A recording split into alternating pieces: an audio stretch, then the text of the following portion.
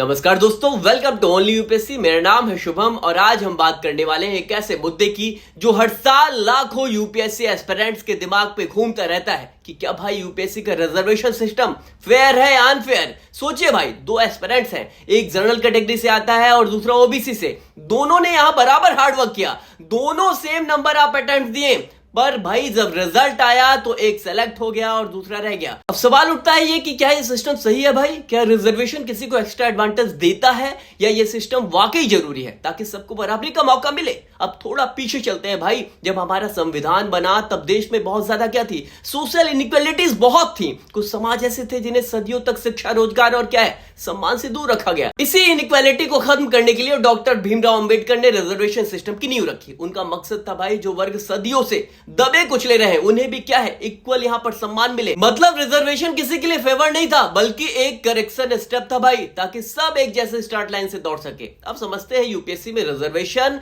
Actually होता कैसे है। सिविल सर्विस एग्जामिनेशन में यहां रिजर्वेशन कुछ इस तरह से है भाई। एससी को यहां पर 15% दिया गया, एसटी को 7.5%, ओबीसी को 27% और ईडब्ल्यूएस को 10%। लगभग यहां पर 59.9% जो सीटें हैं वो यहां रिजर्व रखी गई हैं, यानी लगभग 60% सीटें रिजर्व कर दी गई और बाकी ओपन के लिए छोड़ दी गई, यानी कि भाई सामान्य कैंडिडेट के लिए होती है। रिजर्वेशन सिर्फ फाइनल रिजल्ट में लागू नहीं होता भाई, बल्कि हर स्टेज पर लागू होता है, चाहे वो प्रीलिम्स का कट ऑफ हो, मेंस में क्वालिफिकेशन हो या फिर भाई इंटरव्यू में सिलेक्शन।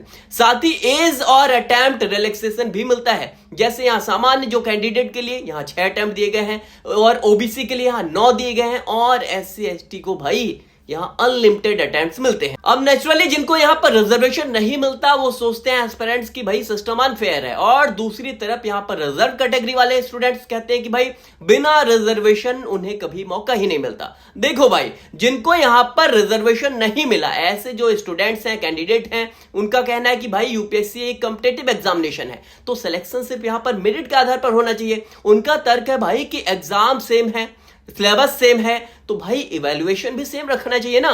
कई बार कट ऑफ का डिफरेंस जो है 80 to 100 मार्क्स तक हो जाता है भाई, और भाई यही चीज है जो उन्हें यहाँ क्या लगती है, यहां पर अनफेयर लगती है। उनका कहना है कि भाई जब कंपटीशन इतना टफ है तो सबको एक जैसे रूल्स के तहत रखना चाहिए ना भैया, कंपीट करना चाहिए सबको एक तरीके से ना।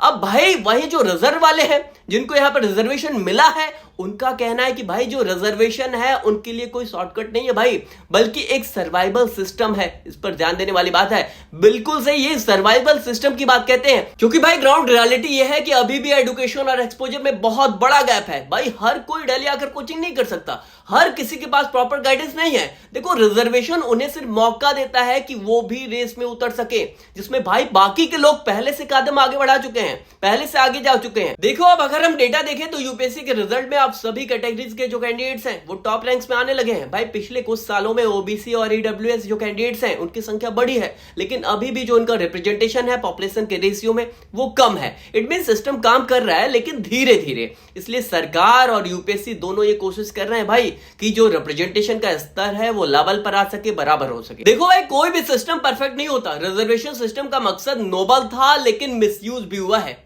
कुछ लोग क्रीमी लेयर में आने के बावजूद बेनिफिट्स लेते हैं और कई बार जो जेन्युइन डिजर्विंग कैंडिडेट्स होते हैं वो पीछे रह जाते हैं। अब देख लो एग्जांपल देख लो, ईडब्ल्यूएस कैटेगरी के साथ भी कंट्रोवर्सी हुई थी। कई लोगों का कहना था कि भाई इकोनॉमिक स्टेटस को जज करना मुश्किल है और ये सामान्य वर्ग को बैलेंस करने का तरीका है। तो हाँ, लूपहोल्स हैं, लेकिन इसका मतलब ये नहीं कि सिस्टम खत्म कर दो भाई, बल्कि इसमें सुधार किया जा सकता है, इसमें रिफॉर्म किया जा सकता है। भाई अब सवाल ये है कि आगे क्या होना चाहिए। क्या यूपीएससी में रिजर्वेशन सिस्टम को कंटिन्यू रखना चाहिए या उसे रिफॉर्म करना चाहिए? देखो भाई कई एक्सपर्ट्स मानते हैं कि रिजर्वेशन को सिर्फ यहां पर कास्ट नहीं बल्कि एजुकेशन और इकोनॉमी से भी यहां पर लिंक करना चाहिए, जोड़ना चाहिए। यानी भाई कास्ट एलोन नहीं, सोशियो इकोनॉमिक कंडीशन भी यहां पर देखनी चाहिए। जिन्हें पहले से फैसिलिटीज मिल चुकी हैं उन्हें क्रीमी लेयर में लाओ भाई। और अब देखो भाई जो यहां सच में पीछे हैं उन्हीं तक बेनिफिट्स पहुंचने चाहिए। देखो यूपीएससी जैसे एग्जाम में मेरिट और अपॉर्चुनिटीज दोनों का बैलेंस जरूरी है भाई। सिस्टम ऐसा होना चाहिए जो कंपटीशन को फेयर बनाए, ना कि डिवाइड करे। अब देखो भाई मुद्दे की बात यह है कि बहस अपनी जगह है, लेकिन एस्पिरेंट का जो फोकस है वो क्या है, हमेशा प्रिपरेशन में होना चाहिए। रिजर्वेशन हो या ना हो, अगर तुम्हारा कंटेंट स्ट्रांग है,